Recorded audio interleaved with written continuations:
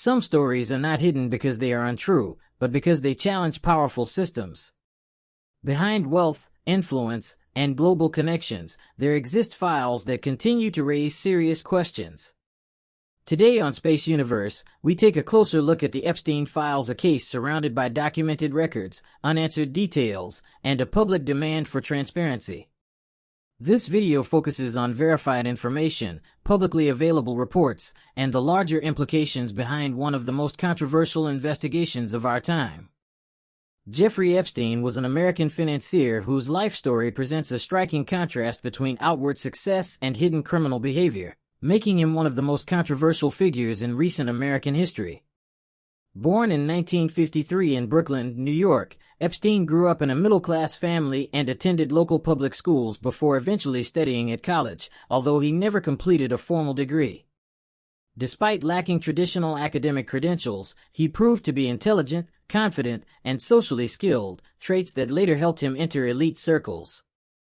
In the late 1970s, he began working as a mathematics teacher at a prestigious private school in Manhattan, where he first came into contact with wealthy families and influential individuals. Through networking and personal connections, he transitioned into the world of finance, joining investment firms and eventually managing money for high-net-worth clients. Over time, Epstein built a reputation as someone who handled finances for extremely rich and powerful people, although the exact source of much of his wealth remained unclear. This mystery around his finances later became one of the many suspicious aspects of his life, because he appeared to live like a billionaire despite limited public information about how his fortune was created. By the 1990s and early 2000s, Epstein owned multiple luxury properties, including a large townhouse in Manhattan, an estate in Palm Beach, a ranch in New Mexico, an apartment in Paris, and a private island in the U.S. Virgin Islands. He traveled frequently on private jets, hosted parties attended by celebrities, academics, and politicians, and cultivated an image of exclusivity and influence that made people see him as a powerful figure with important connections across society. To outsiders, he looked like a typical wealthy financier living a glamorous life, but behind this public image, law enforcement would later uncover a much darker reality.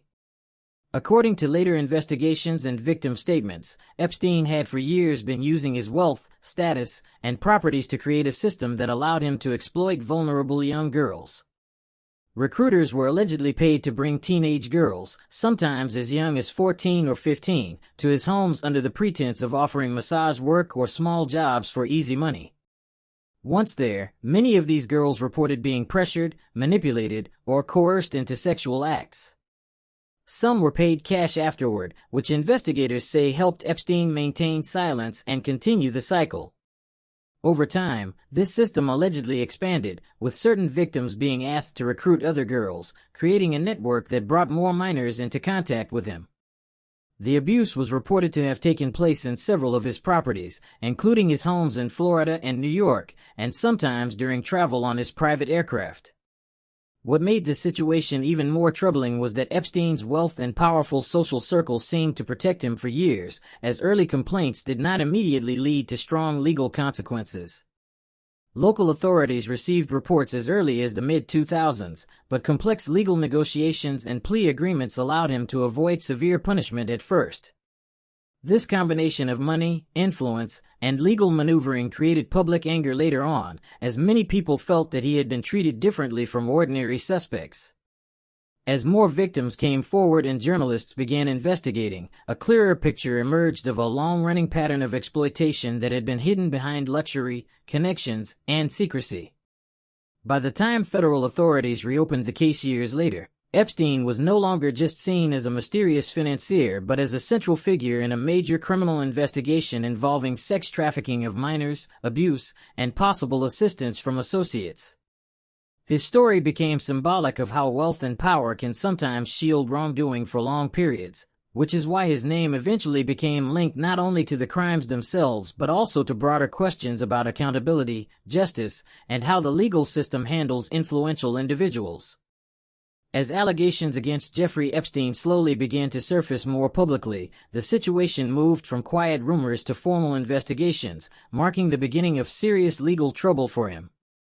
The first major breakthrough happened in the early 2000s when parents in Palm Beach, Florida, reported to local police that their teenage daughter had been taken to Epstein's mansion and paid money for what was described as a massage, which later turned into inappropriate sexual contact. Detectives started looking into the complaint and soon discovered that it was not an isolated incident. As they interviewed more people, several other young girls gave similar statements, describing nearly identical experiences involving recruitment, cash payments, and sexual abuse inside Epstein's home. This pattern suggested that the behavior was organized rather than accidental, and police believed a system had been operating for years. Investigators gathered phone records, witness testimonies, and physical evidence, and by 2006 they recommended serious charges, including unlawful sexual activity with minors and solicitation of prostitution. However, what followed became one of the most controversial parts of the entire case. Instead of facing a full federal trial that could have resulted in decades in prison, Epstein's lawyers negotiated a secretive plea agreement with federal prosecutors in 2008. This deal allowed him to plead guilty to much lesser state charges, serve only about 13 months in a county jail, and receive work release privileges that let him leave jail during the day.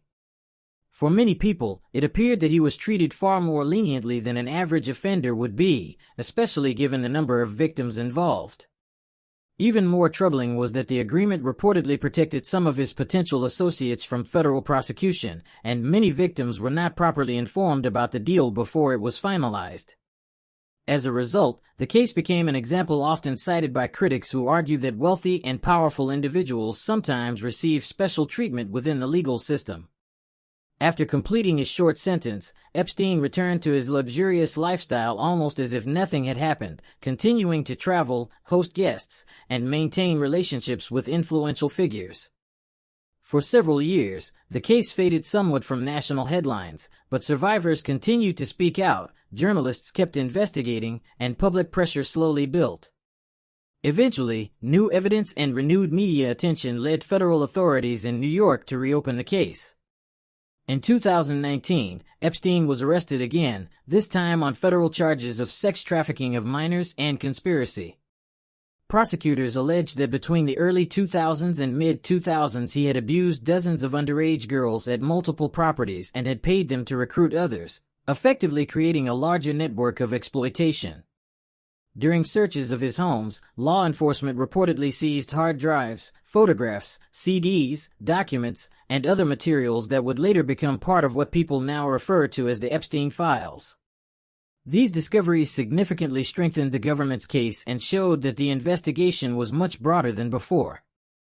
His second arrest shocked the public because it suggested that, after years of avoiding serious consequences, Epstein might finally face a full federal trial and potentially life-changing punishment.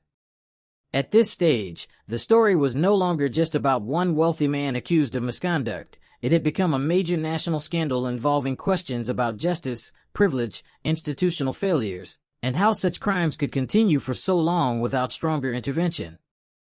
Following Jeffrey Epstein's second arrest in 2019, investigators began building a much larger and more detailed case against him, and this is where what people now call the Epstein Files truly started to take shape. When federal agents searched his properties in New York, Florida, and the U.S. Virgin Islands, they reportedly seized a massive amount of material, including computers, hard drives, CDs, photographs, written notes, contact books, flight logs, surveillance equipment, and thousands of documents. These materials were carefully cataloged as evidence because they could help prosecutors understand how Epstein operated, who he communicated with, how victims were recruited, and whether anyone else knowingly assisted him. Over time, this collection grew into millions of pages of investigative records created by the FBI, the Department of Justice, and the courts. The files included witness statements from survivors describing how they were approached with offers of money or opportunities, then pressured into uncomfortable or illegal situations inside Epstein's homes. They also contained financial records showing payments, travel histories of his private jets, visitor logs from his properties, and internal law enforcement notes explaining how agents tracked his movements and relationships. One particularly discussed part of the evidence was his contact book, sometimes referred to in the media as a black book, which listed the names and phone numbers of hundreds of well-known individuals from business, politics, entertainment, and academia. However, investigators repeatedly emphasized that simply appearing in such a book or on a flight log did not automatically mean criminal involvement, since Epstein socialized widely and often invited many people to events or trips.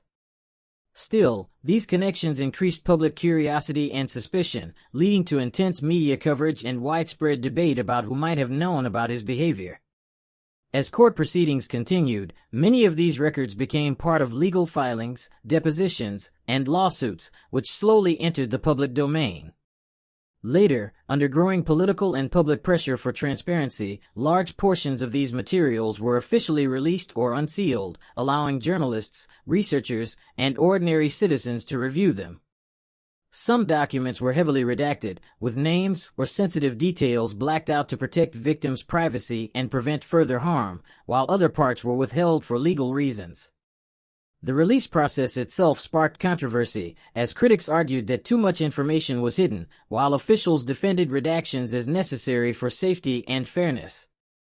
Even with these limitations, the Epstein Files painted a clearer picture than ever before of how long the abuse had continued, how organized parts of the recruitment system appeared to be, and how earlier warning signs had not always been acted upon strongly enough. Rather than being a single secret file, the term Epstein Files came to represent this enormous body of evidence and paperwork documenting years of investigations, lawsuits, testimonies, and legal battles. For many people, these files became important not only because they detailed Epstein's crimes, but also because they exposed broader questions about accountability, showing how wealth, influence, and complex legal processes sometimes delayed justice. In this way, the files served both as evidence in a criminal case and as a historical record of how the entire situation unfolded behind the scenes. Before Jeffrey Epstein could stand trial and fully answer the federal charges against him, the case took an unexpected and controversial turn that shocked the public and changed the direction of the investigation. In August 2019, only weeks after his arrest, Epstein was found unresponsive in his jail cell at a federal detention center in New York and was later pronounced dead. The official medical ruling classified his death as a suicide by hanging.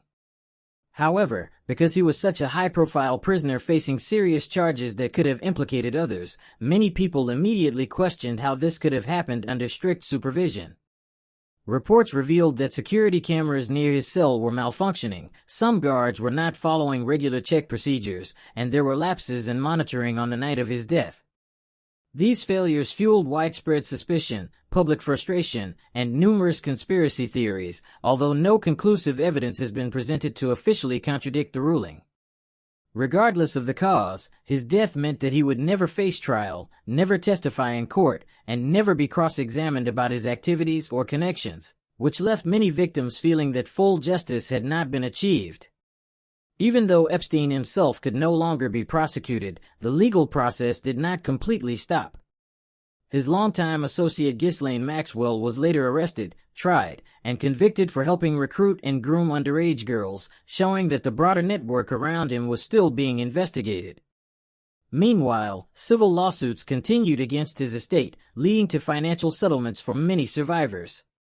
The Epstein Files remained central to these efforts, as they provided documented evidence that victims and lawyers could use to support their claims. Over time, the files also became important for journalists, researchers, and lawmakers who wanted to understand how such crimes were able to continue for years despite earlier warnings. For the public, the case became symbolic of deeper issues within society, including how wealth and influence can sometimes delay accountability, how victims of abuse often struggle to be heard, and how transparency is necessary to maintain trust in the justice system. Today, the Epstein Files are not just a collection of documents about one individual, they represent a broader record of investigations, legal actions, and institutional responses to serious crimes. They continue to be studied and discussed because people want clear answers, fairness, and lessons that might help prevent similar abuses in the future. In the end, the story of Jeffrey Epstein is remembered not only for the crimes themselves but also for the lasting impact it had on law enforcement, public awareness, and the ongoing demand for justice and transparency. The Epstein Files may be officially closed in many ways, but the questions they raised are far from resolved. Understanding these events is not about spreading rumors or assigning guilt, but about examining how power, accountability, and justice intersect. All information discussed is based on public sources, and allegations do not imply conviction. This is Spaceuniverse, where we encourage critical thinking, informed discussion, and awareness beyond the headlines.